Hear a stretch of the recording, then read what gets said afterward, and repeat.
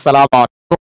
২০২৫ শিক্ষাবর্ষে তোমরা যারা নবম শ্রেণীতে আছো, তোমাদের এসএসসি পরীক্ষা অনুষ্ঠিত হবে ২০২৭ সালে। দেখতে পাচ্ছ স্ক্রিনে ২০২৭ সালের এসএসসি বা সম্মান পরীক্ষা থেকে কার্যকর। অর্থাৎ তোমরা যারা নবম শ্রেণীতে আছো বর্তমানে, এই যে ২০২৫ সালে তোমরা যারা নবম শ্রেণীতে আছো, তোমাদের এসএসসি পরীক্ষা ২০২৭ এর প্রশ্নের ধরন এবং আজকে আমরা এই যে দেখছো নিয়ে আলোচনা করব বাংলাদেশের বিশ্ব পরিচয়, বাংলাদেশ ইতিহাস, অর্থনীতি, পরিণতি ও নাগরিকতা, ভূগোল ও পরিবেশ, ব্যবসায় উদ্যোগ, ইসলাম শিক্ষা।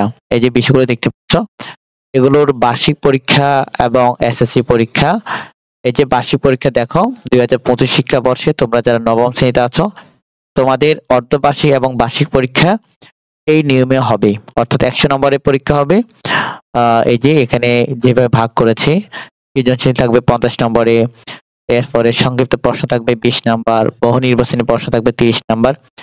প্রতিটি সৃজনশীল প্রশ্নের জন্য ১০ নাম্বার থাকবে, আর প্রতিটি সংক্ষিপ্ত প্রশ্ন উত্তরের জন্য ২ নাম্বার করে থাকবে, প্রতিটি বহু নির্বাচনী প্রশ্নের জন্য ১ থাকবে। এখানে দেখো সৃজনশীল প্রশ্ন থাকবে, সংক্ষিপ্ত প্রশ্ন উত্তর থাকবে, বহু নির্বাচনী থাকবে। সৃজনশীল প্রশ্ন ৮টি থাকবে, যে কোনো ৫টির উত্তর করতে হবে। আর সংক্ষিপ্ত প্রশ্ন ১৫টি দেওয়া থাকবে, যে কোনো ১০টির উত্তর করতে হবে, ১টা ২ করে ২০ নাম্বার। আর বহু নির্বাচনী প্রশ্ন ৩০টি থাকবে, সবগুলো উত্তরে করতে হবে।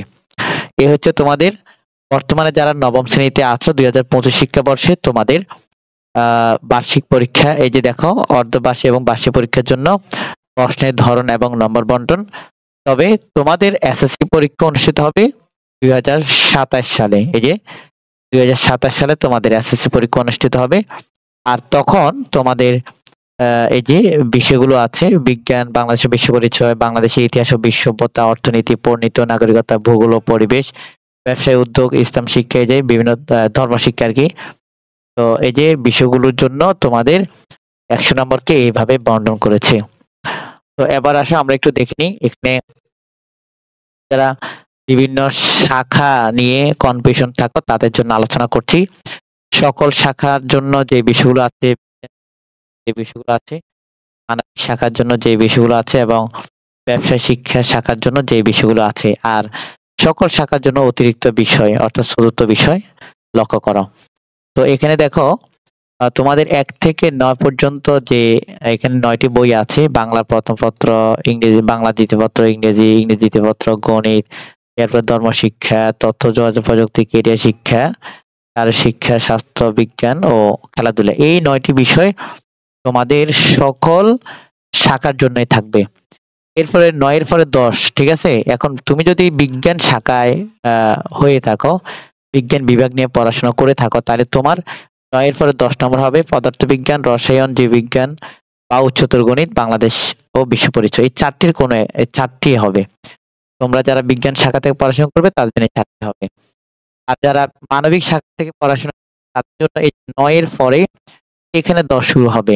বাংলাদেশের ইতিহাস ও বিশ্ব সভ্যতা, এরপর ভূগোল ও পরিবেশ, এরপর হচ্ছে অর্থনীতি বা পরিণতি ও নাগরিকতা, যেকোনো একটা নিতে হবে। এরপর হচ্ছে বিজ্ঞান। আর তুমি যদি ব্যবসায় শিক্ষা বিভাগ থেকে শাখা নিয়ে পড়াশোনা করো, তাহলে তোমাদের এই ৪টি বিষয় পড়তে হবে। এই যে এখানে দেখো ৯ এর পরে ৯ নং এর পর থেকে তোমাকে এই যে ১০ নং পড়তে হবে, ব্যবসায় উদ্যোগ, হিসাব বিজ্ঞান, ফিনান্স ও ব্যাংকিং এবং বিজ্ঞান। এই ৪টি বিষয়। এরপরে এখানে ১৩ পরে ১৪ নংটি কিন্তু সকল শাখার জন্য, এটা অতিরিক্ত বিষয়। যেমন যারা বিজ্ঞান শাখা থেকে পড়ছো তাদের জীববিজ্ঞান বা উচ্চতর গণিত, দুইটির থেকে যেকোনো একটি হচ্ছে অতিরিক্ত বিষয়। এখন কথা হচ্ছে, বিজ্ঞান শাখায় তুমি যদি জীববিজ্ঞান যদি মূল বিষয় হিসেবে নাও, তাহলে অতিরিক্ত বিষয় হিসেবে হবে উচ্চতর গণিত। আর যদি উচ্চতর গণিত তুমি মূল বিষয় হিসেবে নাও, তাহলে জীববিজ্ঞান হবে অতিরিক্ত বিষয়। এরপরে এখানে আরো আছে ভূগোল ও পরিবেশ, কি শিক্ষা, এগুলো হচ্ছে আর্টস বা কমার্সের জন্য তোমাদের বিষয় চয়েস করে তোমরা নিতে পারবে। তো আশা করি বুঝতে পেরেছো। এটা হচ্ছে তোমাদের ২০২৫ শিক্ষাবর্ষে অর্ধবার্ষিক এবং বার্ষিক পরীক্ষার জন্য